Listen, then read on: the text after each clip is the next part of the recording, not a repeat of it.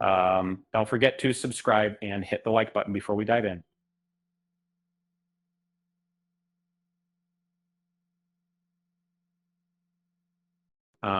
Have you ever wondered how alliances in a war-torn family could be more fragile than a dragon egg? In the world of Westeros, loyalty and betrayal go hand in hand. The tension ramps up as the Blacks and Greens prepare for a devastating conflict, with each side rallying their strongest allies into. Rhaenyra's faction is pulling out all the stops to secure her plan, while Aegon II's group has managed to grab hold of the Navy's might presented. Uh, um, amidst this chaos, there's a fragile friendship trying to survive at the Grand Sept. And in the latest episode, Alicent Hightower was even ready to let go of her own son. It's a relationship that's been barely visible since the beginning, yet the series seems to keep bringing it to the forefront. And now, here's a bold thought. Maybe it's time to stop pretending that Rhaenyra and Alicent are friends.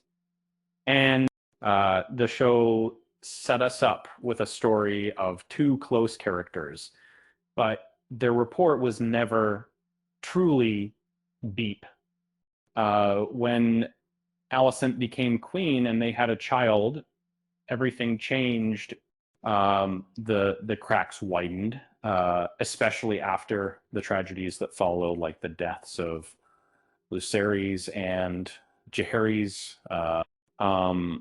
And you can, two people who've suffered so much, really keep a friendship alive.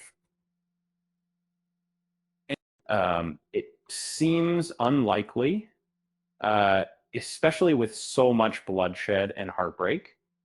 Fans on Reddit have pointed out that their relationship lacked real foundation, and pushing a storyline where they still care for each other feels forced. Better to let their true nature show, villainous or otherwise, rather than pretend to be something they're not. Think of Daenerys, her descent into madness, or the Mad Queen arc. Seems more believable than the continuing charade of friendship here. Her transformation felt earned, built on a series of betrayals and losses. You could argue it was inevitable she'd snap after feeling abandoned and betrayed by those she trusted. Over 8 seasons of Game of Thrones, Dany's evolution was gradual yet impactful. Watching her go from a compassionate leader to a ruthless ruler was both tragic and compelling. Her dragons dying, her losing allies. These were the cracks that showed her breaking point. In comparison, the notion that Rhaenyra and Alicent could still be friends betrays the story's core. It's more realistic to see these characters as complex, flawed villains rather than pretending they're still on friendly terms. And